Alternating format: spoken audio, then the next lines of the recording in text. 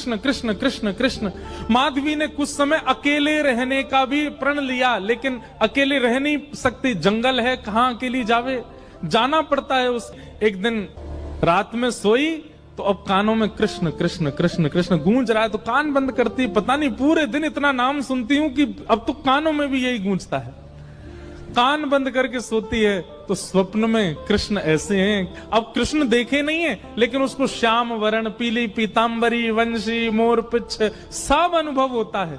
उठ के बैठ जाती है, नेत्रों को मीटती है, क्या करूं मैं, नहीं चाहती ये स्वप्न मुझे आवे। अब धीरे धीरे माधवी की स्थिति ऐसी होने लगी कि अब वो ना चाह करके भी कृष्णमयी ही हो गई है। रात्रि में सोती, अचानक उठ बैठती है, ऐसा लगता है मानो जैसे उसका हाथ पकड़ लिया हो। स्थिति ऐसी हो गई कि आधी रात और माधवी को ऐसा लगता है कि भोर हो गई, और तुरंत उठ करके जल्दी जल्दी वस्त्र धारण करती है, मटका उठाती है और दौड़ करके जाती है। अरे विलंब है गयो, इतनी देर है गई, मैं अभी तक उठी नहीं, जबकि है आधी रात। दिन रात सब परिवर्तित हो गया।